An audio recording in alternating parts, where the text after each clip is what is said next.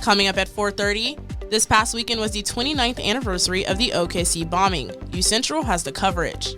What John Legend is calling out former President Donald Trump for. And the Thunder started their playoff run with a close win last night against the New Orleans Pelicans. Mark Lowe will have your breakdown. Finally, it's Earth Day. We'll have how the world is celebrating, but also how Edmond's weather is holding up for today's events. All of this and more happening right now on UCentral News. Live from Central Oklahoma, this is UCentral News.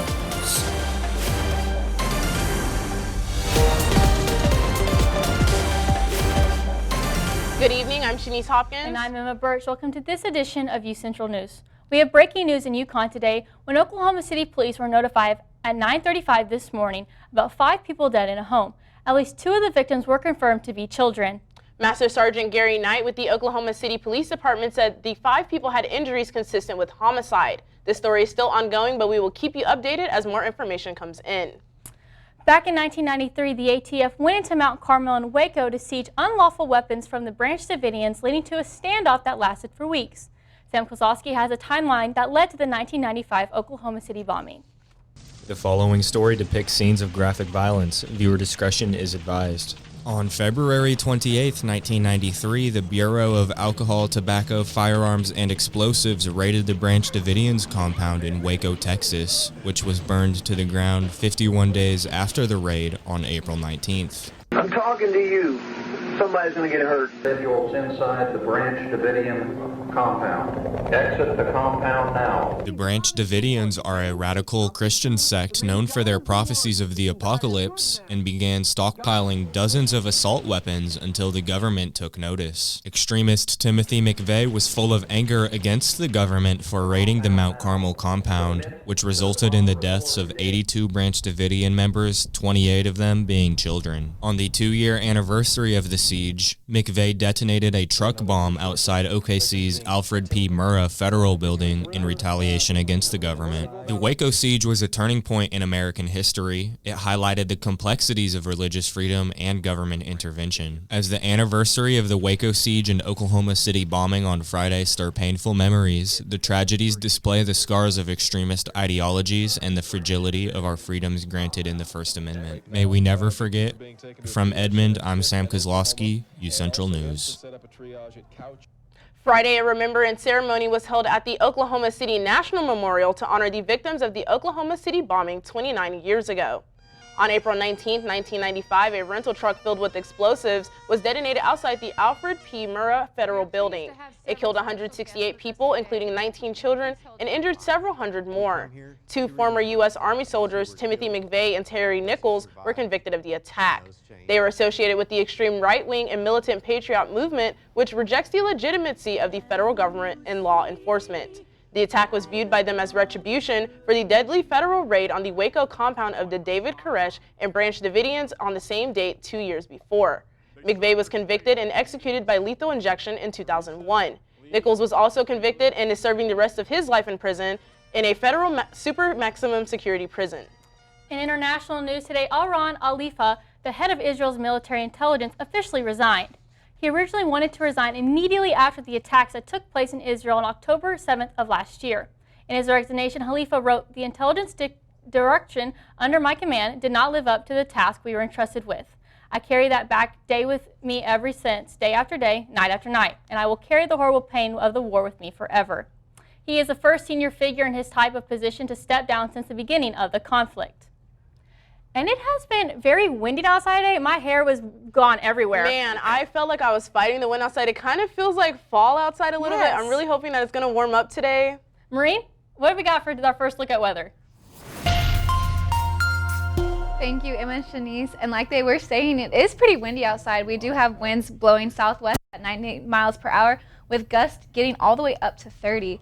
But besides wind, it is 71 degrees. Our humidity is pretty high, but it feels like 69. And then here's our allergies for today. They are pretty moderate. Tree allergies are sitting at medium, while grass and weed are sitting at low. Compared to the rest of the week, our allergies are good because going into the week, the allergies are going to go up. And then looking ahead, we do have elevated fire conditions, severe storms coming Wednesday into Thursday, And although April has been pretty dry this week, it is going to make up for it this week. Starting tomorrow, going through Friday, we are just going to have rain. Happy Earth Day, you guys, and 59 days until summer. I will have more for you guys later in the show.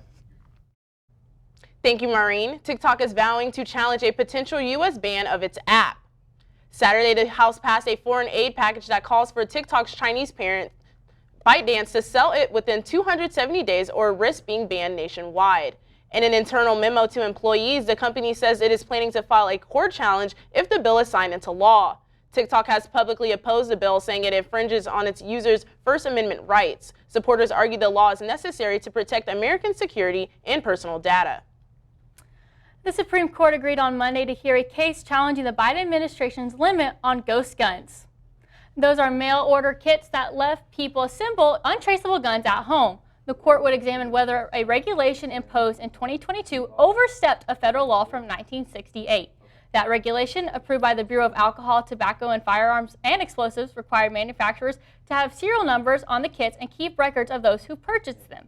The Biden administration said the move is designed to address a surge in ghost guns in recent years. Several advocacy groups and manufacturers of the kits sued, claiming the regulation is illegal. The regulation remains in effect following the various court rulings. And if you're serious about acquiring wealth, UCentral's Sam Kozlowski is talking investing for your Monday Money Minute. Thank you, Shanice. Sam Kozlowski here, and welcome back to Money Minute. Today is all about the stock market and investing in your future. In the past 5 years, we've seen numerous foreign wars, a global pandemic, the highest levels of inflation since the 80s, and the further warming of the planet with record high temperatures. Yet the top 500 companies in America still rose 80% in that time. Despite these catalysts for fear, nothing yet has stopped the S&P 500 from growing or nearly tripling your buying power since 2019, compared to the 22% loss of the dollar's buying power as a result of inflation in that same time. The S&P 500 ticker symbol SPY is composed so that only the strongest American businesses make the cut, while the most successful ones are weighted more heavily. In fact, if you left your money untouched in SPY from 2018 to 2020, you would have made more money than most people who pay someone else to actively manage their investments. Even the smartest people in the world cannot predict if the market is going to go up or down, so be careful who you give your money to when investing. And if you're interested in investing, look beyond the short term and always do your own research.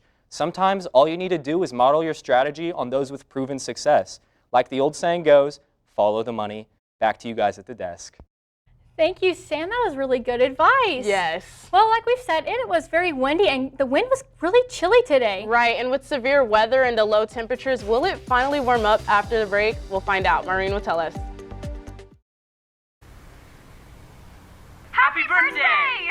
Make a wish. Miss you guys.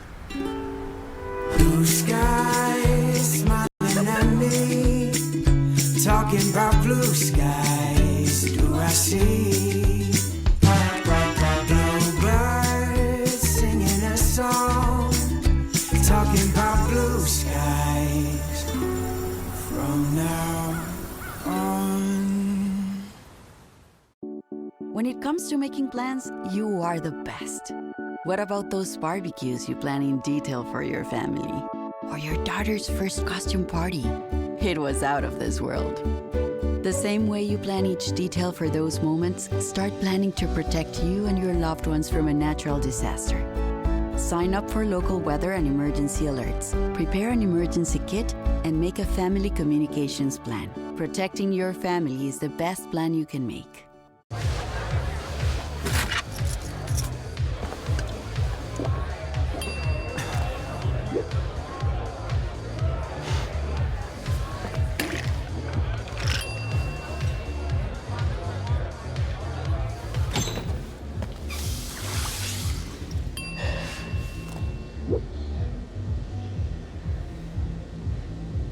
If you need to do something to feel okay to drive, you're not okay to drive. Don't drive buzzed. Are you really sure this is all going to fit? Oh, it'll fit. I got that. All right. When hauling anything, ensure it's secure. Losing your load is dangerous for all drivers. We want everyone to make it home safe. Help make Oklahoma safe by securing your load.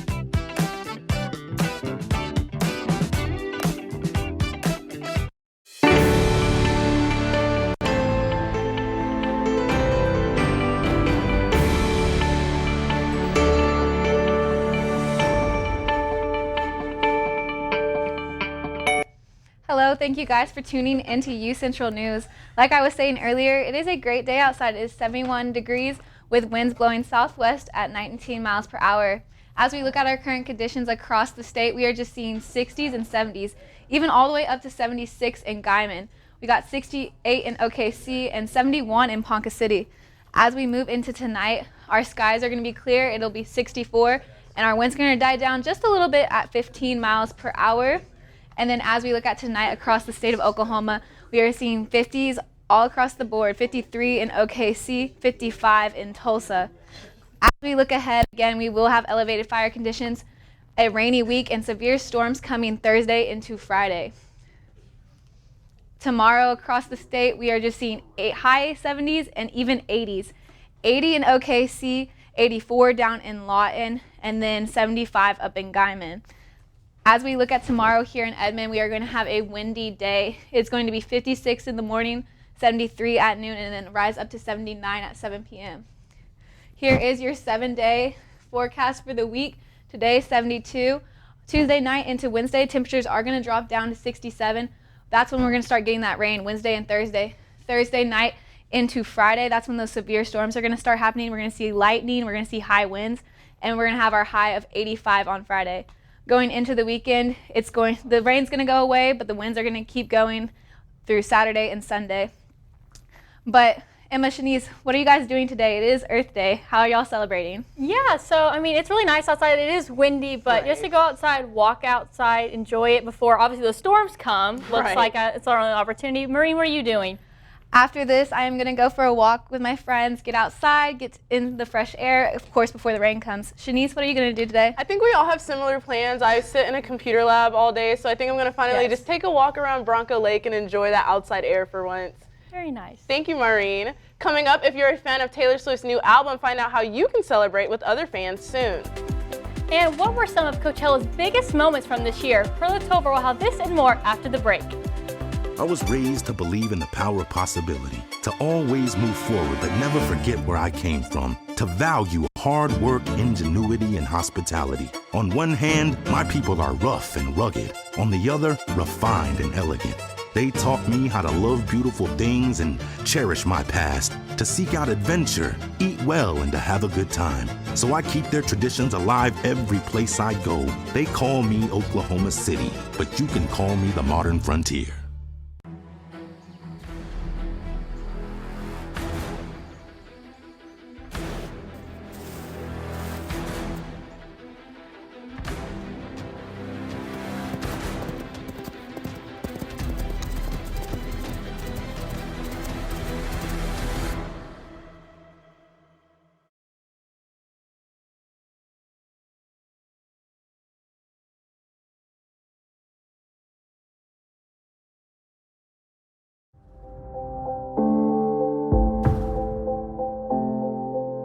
UCentral News as a whole, you got to be in those different areas, like being on camera, being off camera, being in the control room. And so I feel like that is what prepared me most about being in the workplace. UCentral and the Mass Comm department has provided me all the tools and the fundamentals that are needed in order to thrive well and thrive fast at my job.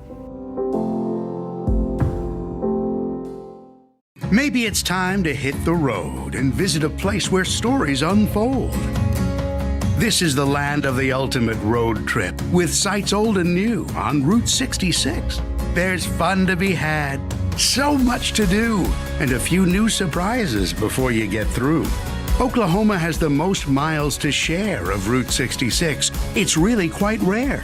TravelOK.com will show you the way. Come see for yourself this iconic highway.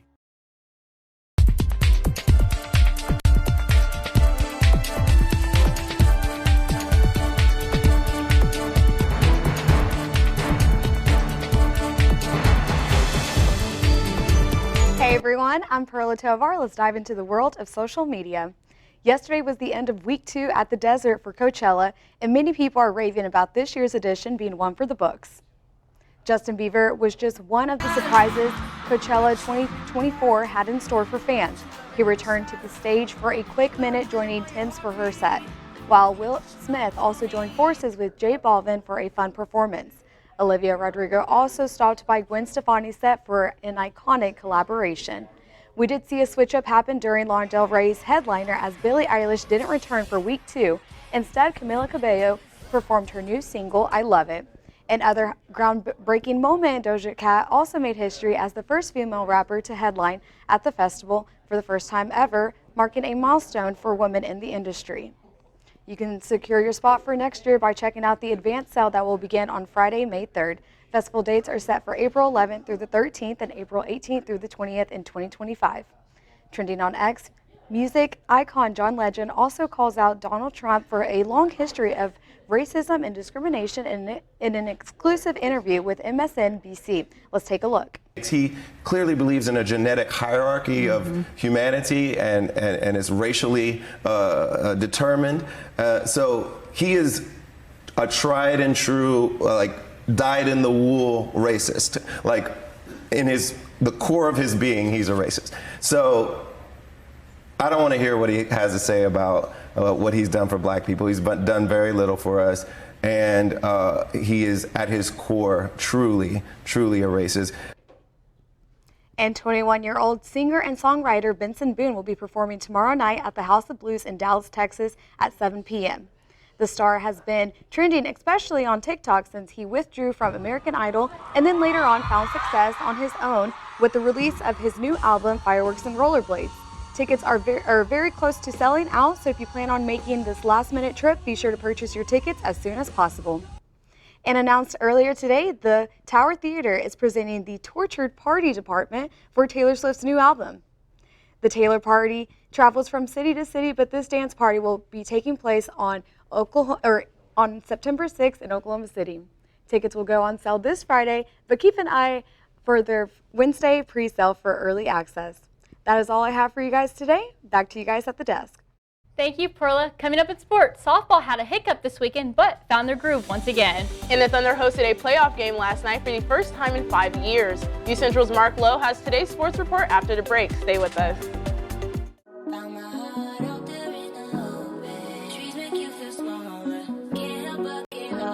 Feel the beat of nature at a park or forest near you. Find a forest and music inspired by nature at discovertheforest.org.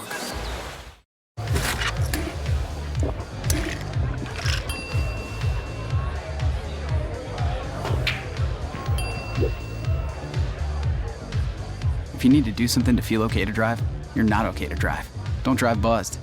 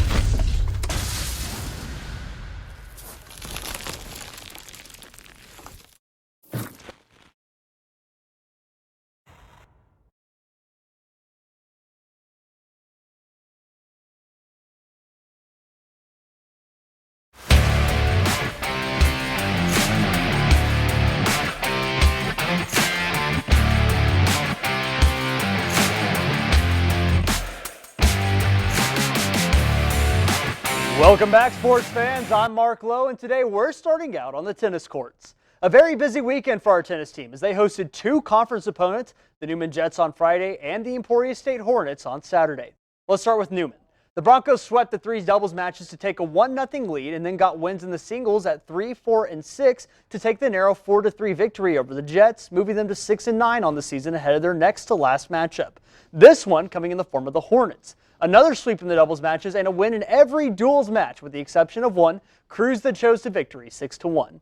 The Broncos, who now sit at 7-9 on the season, clinch a playoff spot and can finish either 4th, 5th, or 6th, depending on how they finish the season this coming weekend. Speaking of finishing the season, baseball wrapped up their last away series of the regular season at Washburn over the weekend, where the Broncos started strong, but the gas ran out toward the end. The weekend started out great for the Chos, picking up wins on Friday and Saturday by a 4-point margin both times. However, yesterday's matchup saw Washburn have a great offensive outing to start, and a 7-run 5th inning by the Broncos couldn't overcome the deficit as they fall 9-11 in the final matchup of the series. But the 2 wins earlier still gave them the dub. The Broncos sit at 34-11 headed into the last series of the season against Northwest Missouri coming up this weekend. As of now, the Chos are 3rd place in the MIAA, 3 games behind Missouri Southern, who's in 2nd. First pitch for the last home series is set for Friday at 6 over at Wendell Simmons Field. Over in the other dugout, softball is unfortunately on the road for the rest of the season, but they're still finding ways to get gritty wins. Well, most of the time. Game 1 was a great one for the Broncos, pitching a shutout and run ruling the Tigers 7-0. Game 2, though, is where the defenses shine through, and a scoreless game through 6 innings until each team tacked on 1 apiece and needed an 8th inning to decide a victor, and that's where Fort Hays found a hole in the defense and got the 2-1 win over the Broncos. The Chos continued the road trip up to Nebraska, where to say they were upset is quite the understatement, as they made their aggression known in the first game of the doubleheader in Kearney. UCO put up 11 runs in 3 innings to put Game 1 away early with another shutout victory. Deja vu hit the Broncos in Game 2, though, going down 1 early and then down by 4 headed into the 6th. However, a grand slam, thanks in part to Tatum Long, wiped that lead away, and another run tacked the Broncos up to finish Game 2 6-5 in favor of UCO. The Broncos are now 48 on the season, headed into the final stretch and first place in the MIAA. They wrap up their regular season on the road this weekend, starting with Missouri Southern on Friday and Pittsburgh State Saturday. First pitch for the weekend is scheduled for Friday at 1 in Joplin. On to the basketball court now. Ian mentioned last week that former Bronco basketball star Danquez Dossie found a new home in Lamar University, but another star that entered the portal also just announced his new home. Jaden Wells announced via his Twitter that he is making the transition from Bronco to Maverick, committing to the University of Texas at Arlington. Wells, who was the 23rd leading scorer in the university history, heard from a handful of D1 schools but picked the Mavericks, which is only 20 minutes-ish from his hometown of First Texas. While the Broncos may have lost a great player, there's no doubt UTA has gained quite a few fans. And finally tonight, Thunder fans rejoice. Oklahoma City hosted its first NBA playoff game since 2019 last night. First round of the Western playoffs wrapped up with the top-seeded Thunder facing off against the 8th-seeded Pelicans, and SGA led the way for the Thunder early on. Now, how about a little J-Dub action here, driving down the court through the defense and getting the and one on that beautiful score. A tough defensive battle for both sides with not a lot of openings as big dog Chet Holmgren has to remind Ingram right before the half. Beautiful smack away right at the goal. Let's fast forward a little bit here now. J-Dub finds Isaiah Joe wide open in the wing to let Lightning strike the Paycom Center and gets the Thunder faithful roaring. You thought that was loud. Just wait till the end where SGA fights through the defense and puts the nail in the coffin on Game 1 for the Thunder, 94-92. A hard-fought victory for the Thunder gives them the 1-0 lead in the series against NOLA. They get a bit of a break and are back on Wednesday night for yet another late tip-off at 8:30 down at the Paycom Center in the heart of Loud City.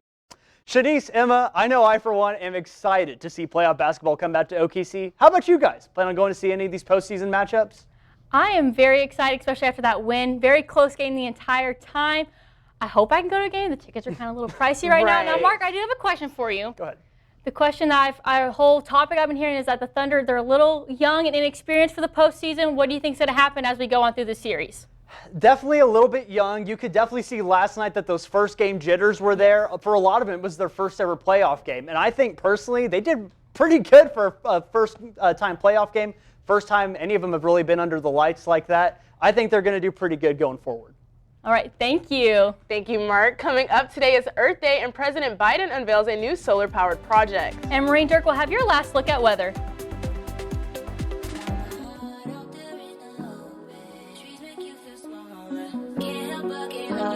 Feel the beat of nature at a park or forest near you.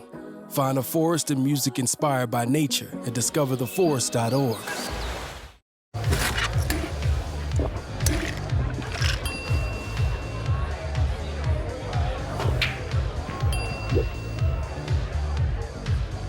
you need to do something to feel okay to drive, you're not okay to drive. Don't drive buzzed.